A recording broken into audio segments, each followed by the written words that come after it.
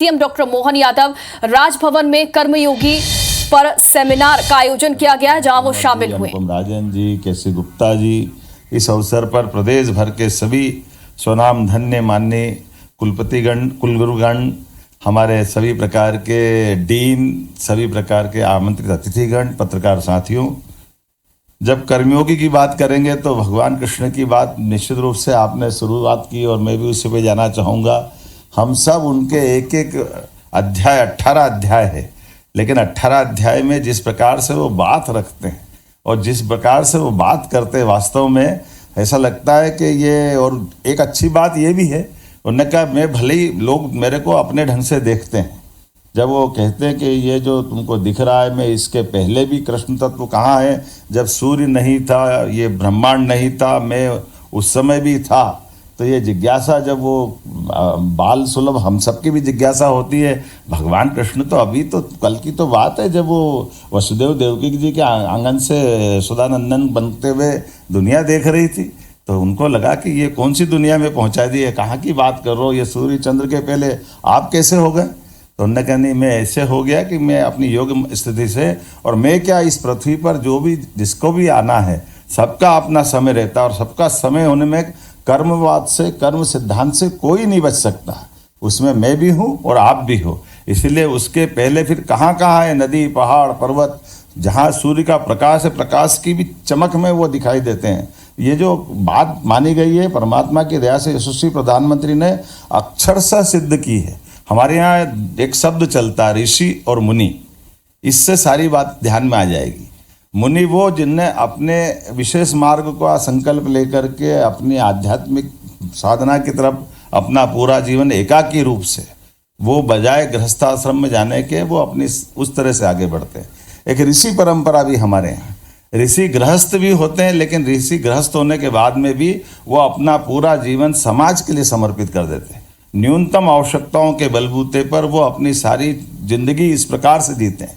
ये इसी भाव को आगे बढ़ाकर, जिसको हम अलग अलग प्रकार से देखते हैं, कभी वो हमको वैज्ञानिक दिखाई देते हैं, कभी हमको आचार्य दिखाई देते हैं, कभी चिकित्सक दिखाई देते हैं, कभी शिक्षक दिखाई देते हैं।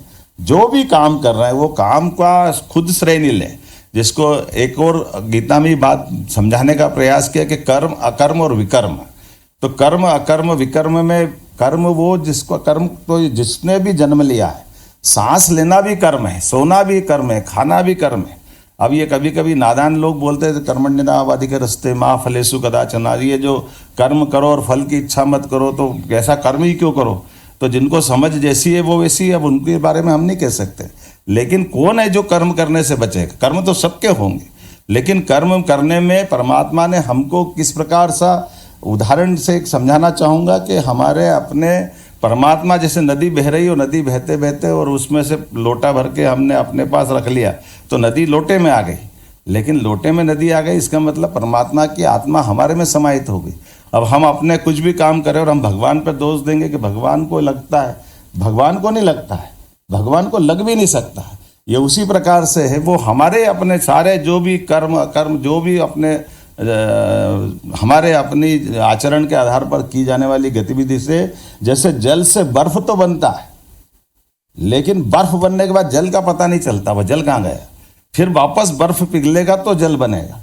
वो जो जल और बर्फ के उदाहरण से हमको समझ में आएगा। परमात्मा हमारे बीच में आ गए, लेकिन अब हम जैसे बर्फ बन करके वो हमारे अपने आप को कर्म पे डाल देते हैं। और स्वाभाविक रूप से जब मैं ये बात कर रहा हूँ तो हम अपने अपने कर्म से जिस स्थान पे हम जो पहुँच गए, उस काम को उतने आत्मीयता के साथ करें, तल्लीनता के साथ करें, आनंद के साथ करें। और उस आनंद के साथ करते तो करने वाले एक नहीं है, हर युग में, हर कल्प में, हर समय हमारे यहाँ इतनी गौरवशाली परंपरा है। आर्यभट्ट से लगा करके चारवाक और पता नहीं सब प्रकार की दुनिया, जिसको जैसा लगा उनने अपने अपने भाव बना करके अपनी बात रखी है। समाज में कम से कम भारतीय संस्कृति की विशेषता है, कई अतिरंजित बातें उसको भी सुनने का समर्थ समाज हमारा है, और सही बात को सुनने का समाज भी हमारा है। लेकिन अच्छी बातों को, नूतन नवीन बातों को अपनाते हुए अच्छी बातों की तरफ प्रेरित करना और खराब बातों को छोड़ते जाना, इसलिए सनातन का भाव हमारे बीच में आता है। और वो सनातन का भाव हमको लगातार चिरंतन रूप से आगे बढ़ाता है। इसलिए कितना आश्चर्य लगता है कि 2014 के पहले का भारत और 2014 से आज तक का भारत, हमारे बीच में अपनी आर्थिक स्थिति से लेकर सभी प्रकार के सभी क्षेत्रों में विकास की बात करते हुए, ये कर्म की तो बात है, जब अपना वैज्ञानिक मंगलयान में फेल हो जाते हैं तो हमारे माननीय प्रधानमंत्री जी उनका एक तरह से हिम्मत बढ़ाने के लिए आगे बढ़ते कि जाओ आगे बढ़ो, चिंता मत करो, फिर प्रयास करना। ये कर्मवाद के सिद्धांत की तो बात करते हैं। ये कितना अच्छा लगता है कि हमारी खिलाड़ी कोई कारण से मेडल के लिए उसका वजन कम ज़्यादा हो जाता है, कोई बात नहीं बच्ची, चलो आगे मेहनत करना, फिर आपको बढ़ाएंगे। तो ये जो लगातार कर्मयोग की जो बात कही गई है, खास करके इसमें जो अंदर का भाव है, तो निष्काम भाव से, अहंकार रहित होकर के, निस्वार्थ भाव से हमारे बीच में कर्तव्य और ईमानदारी से निष्ठा के साथ काम करने की कर्मयोग के माध्यम से केवल कर्मचारी अधिकारी वाला भाव नहीं हो, सच्चे अर्थों में कर्म में डूब करके हमारे काम के आधार पर अपने जीवन को भी सफल करना और उसका राष्ट्र के साथ, राज्य के साथ तालमेल करना, तादात्म्य करना। इसलिए कदम कदम पे हमारी संस्कृति केवल स्वार्थ की नहीं, हमारी संस्कृति में हर बार उसी प्रकार से देखा गया है। जब बहुजन हिताय बहुजन सुखाय की बात करते तो ये संयुक्त राष्ट्र संघ तो अब बना, इसको तो हम प्रारंभ से करते आ रहे हैं। इसी प्रकार से हम कितनी प्रकार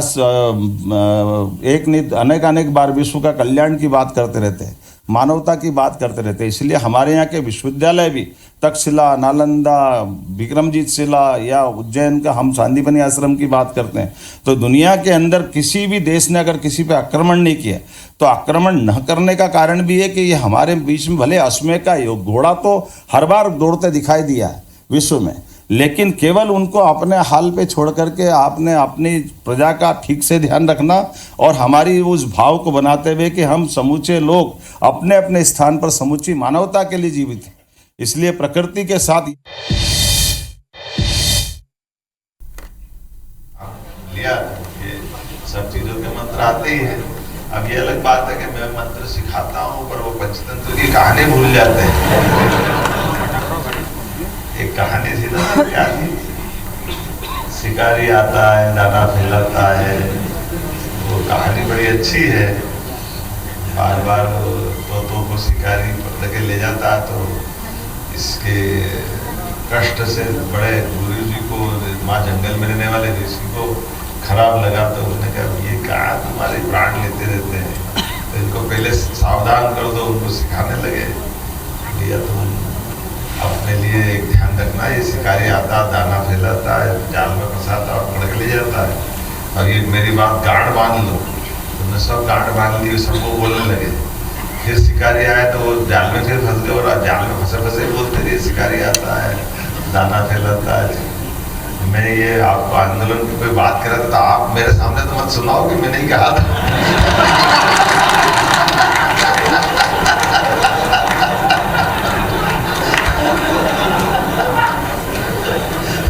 तो आपसे मैं माता मेरी मुक्ति चाहूंगा। जब मैं मंत्री था तब था, आप तो मुख्यमंत्री हो।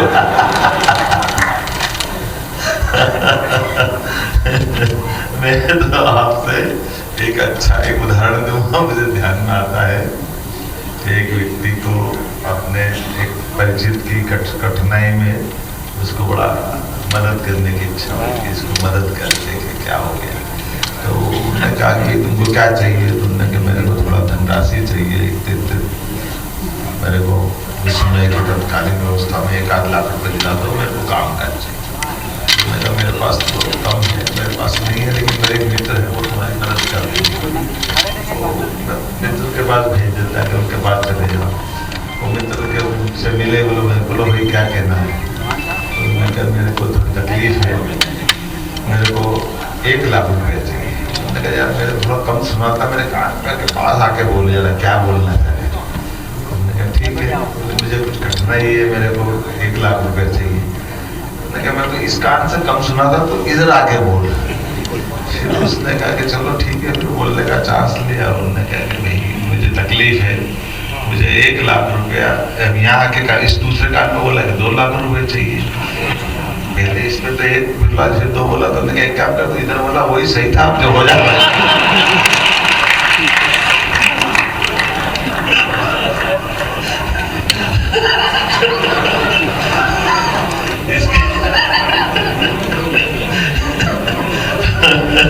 अब मैं आपके कौन से कान से सुनूं, मुझे ये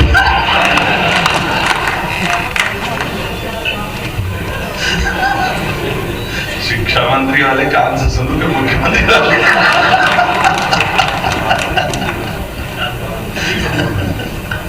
मेरी अपनी ओर से भाषण तो देना नहीं, हो गया मेरा भाषण पूरा।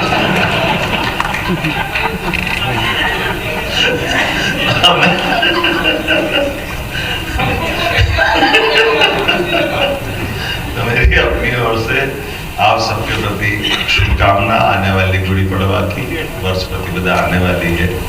और ये बात सही है कि ये विश्वविद्यालय सामान्य नहीं है, ये शासकीय विश्वविद्यालय, इसमें कोई हमारे विश्वविद्यालय की केवल दो श्रेणी है, निजी विश्वविद्यालय और शासकीय विश्वविद्यालय, बीच में कोई कुछ नहीं, इसके अलावा। और इसीलिए इस दिशा में हमारे लगातार प्रयास भी चल रहे हैं। दूसरी बात, अगर आपने कहा कि जो मीटिंग का निर्णय का पालन नहीं हुआ कैबिनेट का, वो मैं देखूंगा कैसे नहीं हुआ, जरूर करेंगे। आज इस अवसर पर आपने जन्मदिन की बात कर ली, तो मैं भी बता देता हूँ कि जन्म तो अभी सब आपका भी हुआ है, आज ही है, इसी समय। क्या मालूम, जितने बैठे हो सबका अभी आज जन्म है, जितने भी बैठे आप सबको बधाई दे दो। अरे एक सांस ऊपर गई नीचे नहीं आए तो भारत माता की जय जी। काय का दिन में काय का साल, किसने देखा क्या देखा, हर सांस में जन्म है, इसलिए सांस सांस में जन्म है। तो सबका जन्म समय हुआ क्या नहीं अभी हुआ? कोई बिना सांस के जिंदा रह सकता है क्या? हमारे लिए परमात्मा ने या आमतौर पर मोटे दिन, अगर मोटे तौर पे तो 21,500 सांसें आदमी के लिए लिखी है। इसलिए ये सांस की गिनती भी परमात्मा ने अपने पास रखी है। और आप देखना जो इसका अंत समय आता है, कभी कभी बहुत तेज सांस लेता है तो बच्चे कुछ हिसाब किताब करता रहता है, जितना सांस ले रहा है छोड़ना है वो सब हिसाब आता है, समझने वाले समझ जाते हैं। लेकिन मैं आज तो आपसे आपके बीच में आकर के मुझे बहुत अच्छा लगा। हम सब शिक्षा परिवार के लोग हैं जिनने लंबी सेवाएं दी अपने प्रकार से, और विश्वविद्यालय को भी हम समर्थ बना रहे हैं। आने वाले समय में कोई विश्वविद्यालय अपने लिए आर्थिक रूप से किसी के आगे हाथ नहीं फैला, ये प्रबंधन कर रहा है।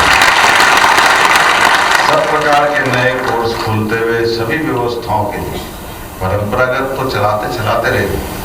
इसलिए आपने देखा होगा सभी संकायों के लिए प्रेरित कर रहे हैं। और सर आपके लिए भी कह रहा हूँ, हमारे ऐसे विश्वविद्यालय जो भविष्य में, और कृषि तो चालू किए ही, आपने तो कर दिया है एग्रीकल्चर, नए जमाने पहले एग्रीकल्चर यूनिवर्सिटी खुलेगी, एग्रीकल्चर हमने सब सरकारी विश्वविद्यालय में खुलवा दिया। अब हम मेडिकल की तरफ भी बढ़ रहा है। मेडिकल के लिए भी आपके हित की बता रहा हूँ, आप मेडिकल कॉलेज खोलो, हम आपको हॉस्पिटल देंगे, केवल हॉस्पिटल की व्यवस्था, क्योंकि जो सबसे बड़ा मेडिकल कॉलेज में खर्चा हॉस्पिटल का आएगा। और अंदर की बात, हॉस्पिटल आपको देंगे, तनख्वाह सरकार देती रहेगी, वो विश्वविद्यालय से दिलवाएंगे हॉस्पिटल का सारा। आप खाली अपने बच्चों को पढ़ाने के लिए विश्वविद्यालय के बैनर तले परीक्षा लो, परीक्षा की पूरी फीस आप लोगे, परीक्षा की फीस आपसे नहीं लेंगे, वो आप अपने विकास के लिए लगाओ। और वहाँ के डॉक्टरों की तनख्वाह वनख्वाह हम देते रहेंगे, जो हमारी सरकार के हॉस्पिटलों में आज भी। इसलिए अपने अपने विश्वविद्यालय क्या, जिसमें अगर सारे कॉलेज नहीं हो तो काय का विश्वविद्यालय, ये तो गलत बात हो जाती है। इसलिए हमारे सब विश्वविद्यालय सभी प्रकार के कोर्स चलाए। और अभी